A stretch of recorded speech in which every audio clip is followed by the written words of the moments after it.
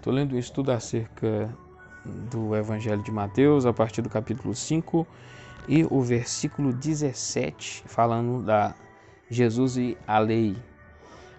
Jesus então se volta para a sua relação com a revelação de Deus que já existia.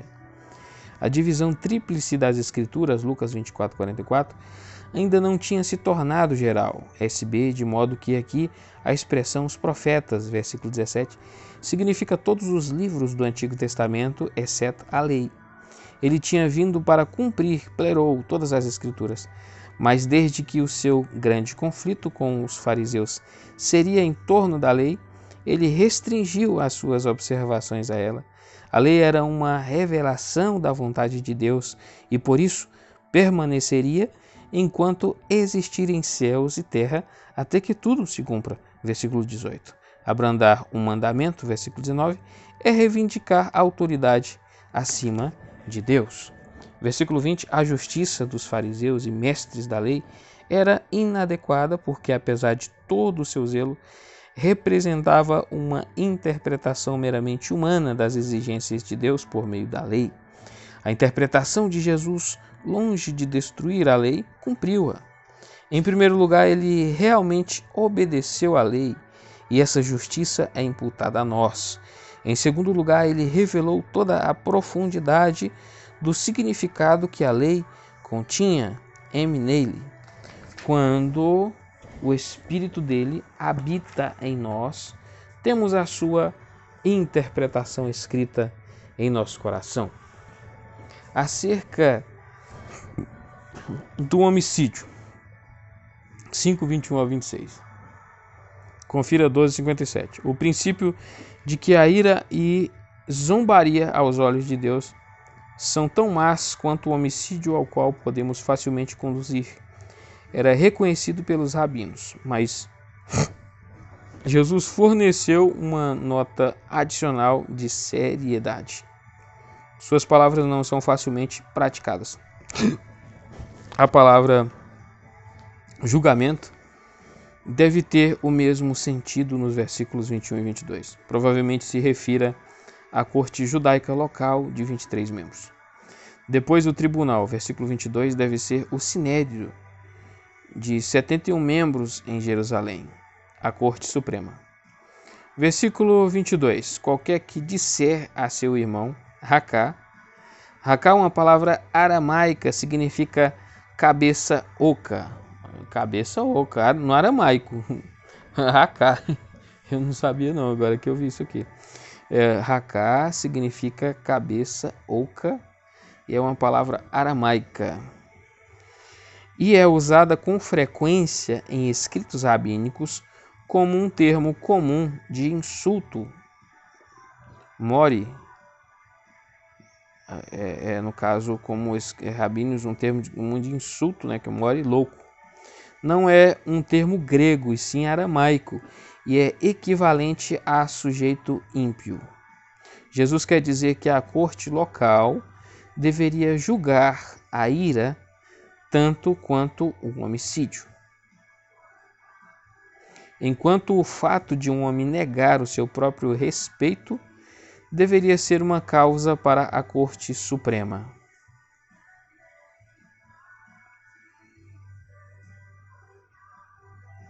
Negar a posição moral de um homem diante de Deus. Negar a posição moral de um homem diante de Deus é algo tão sério que somente a Corte Celestial é competente para lidar com isso. É verdade, cortes humanas raramente tratam dessas questões, mas isso não vai impedir que a Corte Celestial realize a sua tarefa.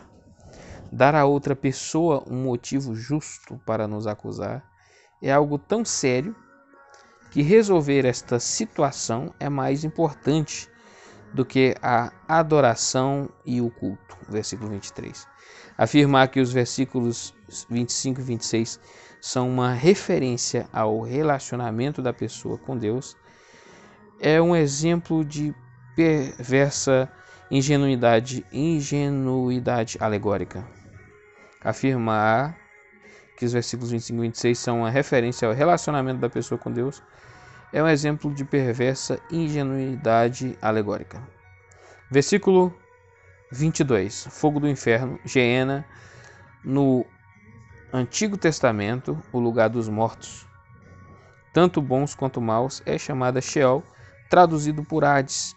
No Novo Testamento, com o desenvolvimento da crença na ressurreição, durante o período intertestamental, encontramos no livro de Enoque, confira 150 a 100 a.C., o conceito de inferno para os pecadores depois do juízo final. Isso pouco tempo ficou universalmente conhecido como Ge-Inon, abreviação de Geben-Inon, vale do filho de Inon. Em grego, Geena, literalmente esse era o vale ao sul de Jerusalém, em que haviam ocorrido sacrifícios de crianças durante o reinado de Acás e Manassés, e que desde o tempo de Josias havia se tornado o lugar em que o lixo de Jerusalém era despejado e queimado. No final do século I d.C., um grupo de fariseus considerou que Geena tinha um papel purificador para pecadores menos sérios, destinados para lá. O século II foi expandido para ter o significado também de um tipo de purgatório antes do juízo final. Estes últimos usos não são encontrados no Novo Testamento. Acerca do adultério e do divórcio 5:27 a 32. Para o Antigo Testamento, a fornicação e o adultério não são dois estágios de pecado, mas diferentes tipos de pecado. Aquela é condenada expressamente só nas suas formas mais graves, embora sempre seja considerada com desagrado. Já o adultério era um pecado fundamental contra a família e assim contra a sociedade e implicava a pena de morte. Levíticos 20:10 e Deuteronômio 22:22. O judeu piedoso considerava todo pecado sexual na prática ou em pensamento com repugnância. Se Jesus está aqui concentrando sua atenção na transgressão mais séria, de forma alguma ele está desculpando a menos séria. A opinião popular de que os rabinos eram frouxos e indulgentes acerca do divórcio vem da ignorância a respeito dos seus métodos exegéticos.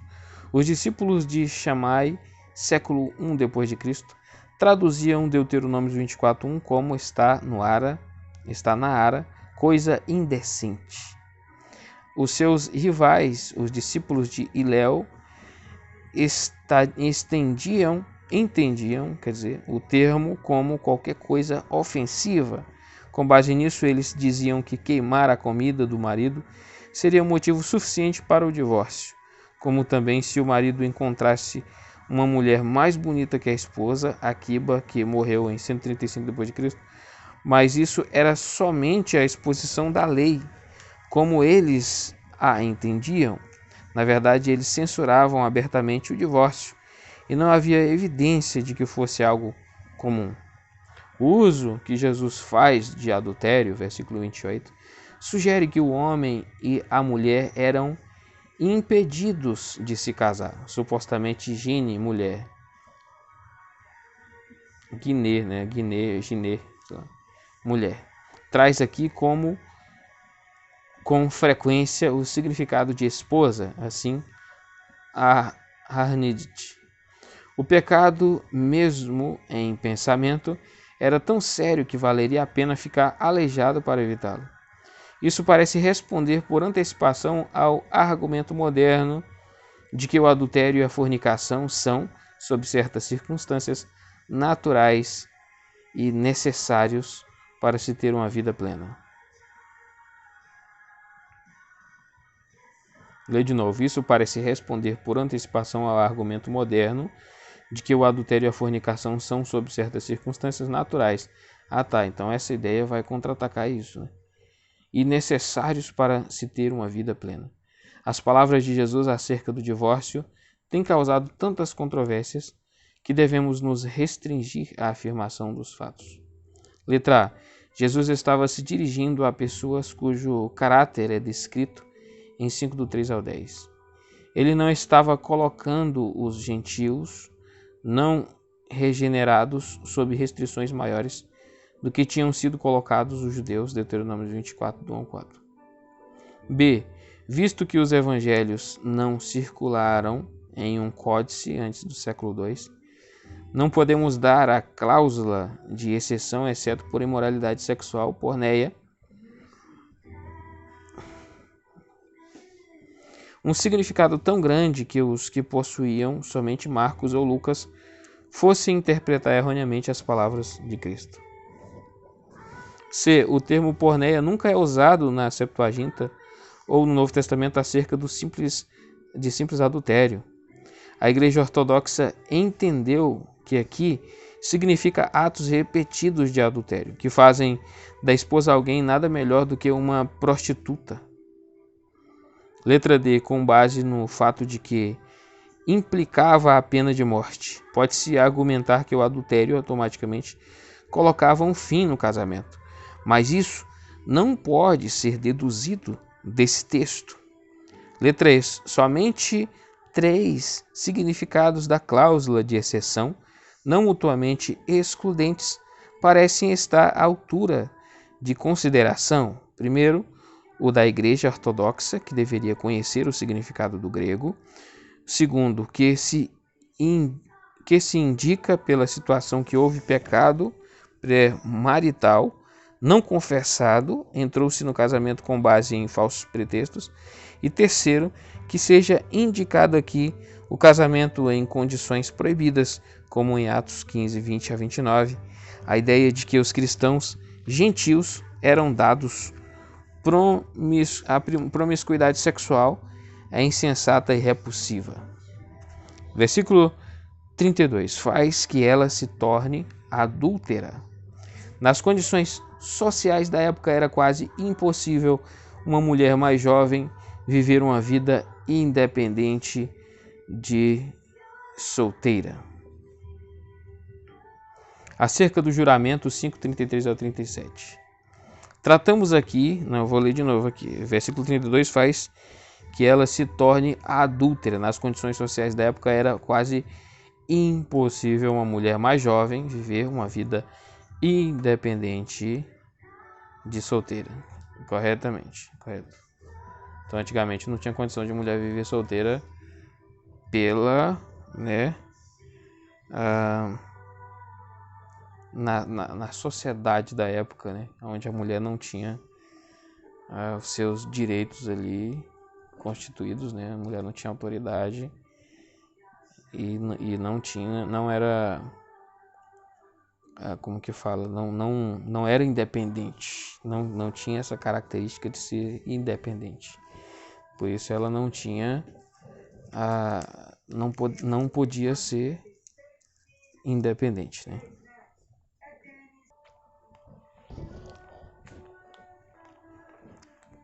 Acerca do juramento 5 do 33 ao 37.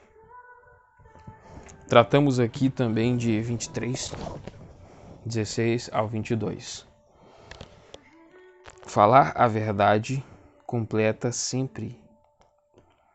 Falar a verdade completa sempre é algo tão carregado de perigos que só é possível ao que confia completamente em Deus. Uma vez que a minha palavra não é considerada confiável, preciso estabelecer a minha veracidade com base em juramentos. Mas esses tendem a se tornar mecânicos e praticamente inúteis. Os rabinos tentavam amenizar isso, estabelecendo juramentos em que se pudesse confiar.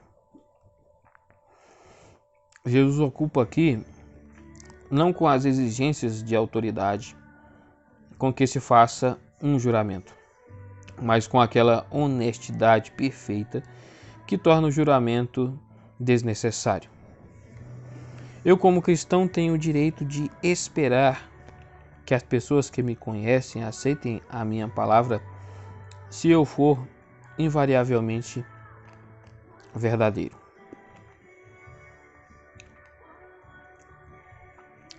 Porque um juiz ou outra pessoa autorizada que não me conhece deveria aceitar a minha declaração não corroborada de que eu sou cristão e me desobrigar de um juramento ou afirmação solene, que em si já é um juramento, só que com outro nome. É uma pergunta, né? Uma pergunta. Por que um juiz ou outra pessoa autorizada que não me conhece deveria aceitar a minha declaração não corroborada de que sou um cristão e me desobrigar de um juramento ou afirmação solene, que em si já é um juramento? Só que com outro nome? A jurisprudência judaica, de qualquer forma, não conhecia a nossa evidência fornecida com base no juramento. Os únicos casos em que alguém era obrigado a isso eram os semelhantes em Êxodos 22, 10 e 11. Por meio de um juramento, eu apelo a Deus ou a alguém ou a alguma coisa para dar testemunho da verdade da minha declaração e, se necessário, trazer desastre sobre mim. Mas eu não posso controlar os céus, a terra, Jerusalém e nem mesmo a minha cabeça. Pior ainda é quando faço distinção entre juramento e juramento. 23, 16 a 22. Eu posso enganar a pessoa não versada nessas sutilezas e assim profanar coisas sagradas. Essas diferenças não são encontradas em escritos rabínicos do século II. É provável que esse seja um dos casos em que as advertências de Jesus foram levadas a sério. Vê comentário de 15, 4 e 5. Acerca do verdadeiro amor. 5 do 38 ao 48. Lucas 6, 27 ao 36. Qualquer e todo esforço de explicar estes versículos em termos da lei está destinado ao fracasso. Simplesmente temos aqui um retrato de como os regenerados vão se comportar se reagirem de acordo com a sua nova natureza. E por isso, sejam perfeitos como perfeito é o Pai Celestial de vocês. Versículo 48. Isso é uma simples variante de Levíticos 19, 2. Sejam santos, porque eu, o Senhor, o Deus de vocês, sou santo. Buber, página 128. Diz que isso está mais em forma de promessa do que de ordem. A experiência demonstra que não é difícil para o cristão praticar esta sessão espontaneamente, mas é quase impossível que aconteça com resultado de ação intencional. A lei do olho por olho e dente por dente, versículo 38, Êxodos 21, 24, Levíticos 24, 20 e Deuteronômio 19, 21, não ordena a vingança, mas moderação na vingança, que não deveria exceder o prejuízo causado, enquanto o partido do sumo sacerdote entre os judeus, o partido do sumo sacerdote entre os saduceus, ainda aplicava a lei literalmente nessa época. A maioria dos fariseus insistia em que o equivalente monetário fosse pago. O contexto mostra que não resistam ao perverso. Versículo 39. Significa que a pessoa não deveria buscar justiça pelas próprias mãos. Não há sugestão de que, por meio da falta de ação ou do silêncio, encorajemos a injustiça a outros. Nem se sugere que não deveríamos colocar a nossa causa nas mãos do divino juiz. São tratadas aqui 4 questões práticas. Primeiro, injustiça real, prática. Se alguém o ferir na face direita, versículo 39. Aqui estão incluídas a desonra e também a dor física. Não se defende a aceitação passiva, mas ativa. 2. Injustiça possível se alguém quiser processá-lo. Versículo 40. A sua ação, embora evidentemente injusta, pode se mostrar bem fundamentada. A túnica, que é chiton, é a blusa longa íntima. A capa, que é imation, é a vestimenta externa muito mais valiosa, que por lei não poderia ser tirada. Êxodos 22, 26 e 27. 3 obrigações oficiais. Se alguém o forçar a andar 1 milha, versículo 41. Se alguém em posição de autoridade, neb, no grego angareuo, é a palavra tomada por empréstimo do persa, possivelmente do babilônio, arnit, referente ao antigo sistema de serviço não pago a que tinham direito as pessoas a serviço do governo. Era visto como um serviço escravo e, por isso, degradante. Andar uma segunda milha aliviaria outra pessoa de fazê-lo. 4. Reivindicações irracionais. O contexto sugere que o pedinte e o que toma por empréstimo iriam privar o outro do que este de fato necessitaria. E o que dizer se outra pessoa realmente tem necessidade disso? Atos 3,6 ilustra uma forma de colocar em prática esse preceito. Versículo 43. Ame o seu próximo e odeie o seu inimigo. Em geral, se pressupõe que Jesus estava colocando lado a lado com o amor limitado nacional dos judeus por seu próprio povo, seu próximo, um amor mais amplo, abrangendo os gentios, seu inimigo. Mas isso é improvável. É verdade que os rabinos sempre interpretaram Levíticos 19, 18 como uma referência aos patrícios judeus, como de fato significa. As controvérsias só existiam em relação a quais classes de judeus poderiam ser legitimamente excluídas desse escopo. Lucas 10, 29. Mas em nenhum dos seus escritos encontramos a sugestão de que todos os gentios eram inimigos e deveriam ser odiados. O mais próximo disso é a exceção em Cifra 89b, que diz, comentando Levíticos 19, 18a, contra os outros vocês podem ser vingativos ou ter rancor. Com a expressão odeie o seu inimigo, Jesus estava colocando as palavras, a atitude comumente aceita em relação a todos os que eram considerados inimigos, quer judeus, quer gentios. Aqui, como muitas vezes no Novo Testamento, o lado emocional do amor não está em consideração. A parábola do bom samaritano é o exemplo clássico do que Jesus queria dizer com amar o seu inimigo. E aqui até mesmo uma saudação é vista como um exemplo disso. Versículo 47. Já a ilustração do amor do Pai, versículo 45, é uma indicação do tipo de perfeição, versículo 48, que Jesus estava ensinando. Se eles fossem filhos santos e maduros do Pai, partilhariam como participantes do seu espírito, do seu amor imparcial pelos homens. O Novo Testamento não sugere que recebemos mais de Deus, mas que o recebemos pode ser corretamente aplicado e usado. Romanos 8, 28. A perfeição não é a impecabilidade, mas o controle completo pelo Espírito de Deus. Acerca da verdadeira religião, 6 do 1 ao 18. O caráter descrito no capítulo 5 se expressa em ações exteriores, que coletivamente chamamos de religião. Tiago 1, 26 e 27. As obras de justiça de Caiosine, literalmente justiça, a qualidade dessas ações não depende de os homens as verem, mas de serem feitas para que os homens as vejam.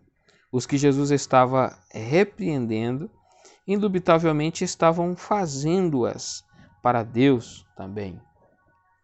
Recompensa, versículo 1. Para muitos hoje, a dificuldade principal gerada pelo Sermão do Monte é o destaque dado às recompensas, que são citadas 9 vezes.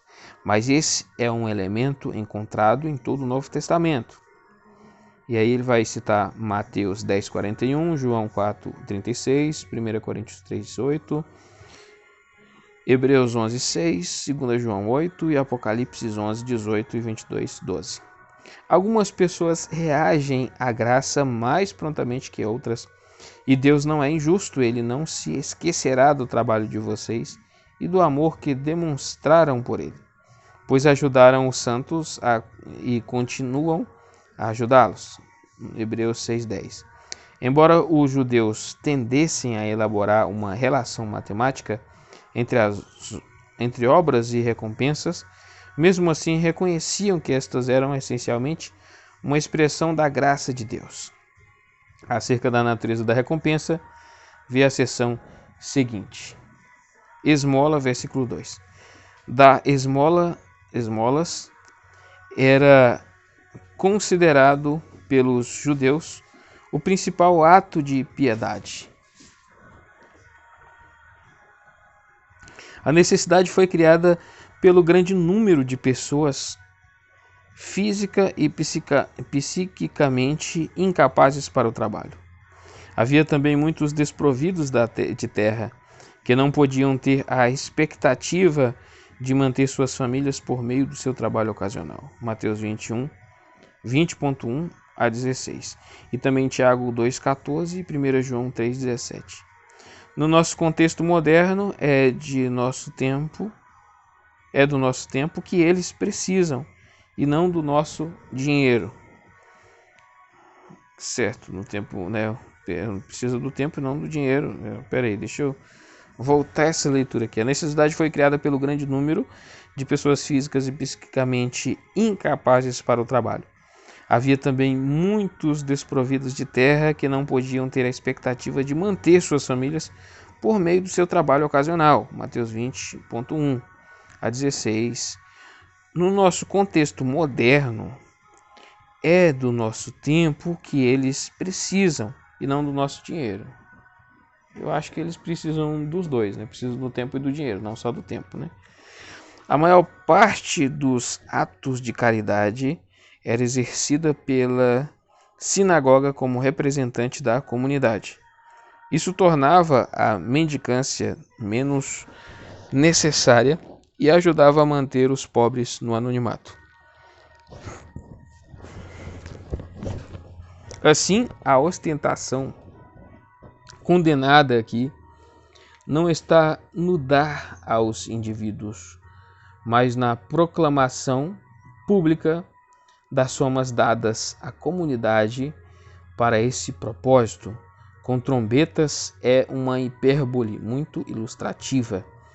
Acerca de hipócritas, vê observação no final do capítulo, não há sugestão alguma de que aqui, nos versículos 5, 16 e 7.5, os escribas ou fariseus estejam sob ataque especial.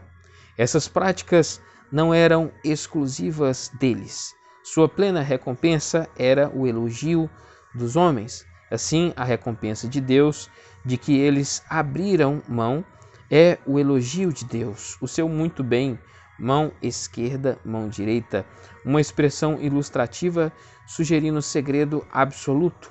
O judaísmo insistia em que a caridade fosse mantida em segredo para não envergonhar o pobre. Deve ser algo tão secreto que nós mesmos esquecemos que o ajudamos quando o encontramos novamente. Oração, versículo 5:8. Nem a oração comunitária, que Jesus nunca condenou, nem o derramar secreto do coração, que não precisava ser ensinado, estão em consideração aqui, mas a associação comum na época que o indivíduo fazia, não importava onde estivesse, com a oração nacional, matutina e vespertina no templo, Atos 3:1, era fácil tomar providências na época para se colocar em um lugar de destaque. Era normal orar em pé. O uso de vãs repetições na Bíblia Ara é conhecido como uma fraqueza dos gentios. embora o livro de oração dos judeus também tenha alguns exemplos. A oração não tem a intenção de ser um jogo de memória para Deus, versículo 8, mas o meio pelo qual os desejos do cristão são colocados debaixo do escrutínio de Deus, e a pessoa que ora é lembrada de caráter da vontade e dos propósitos de Deus.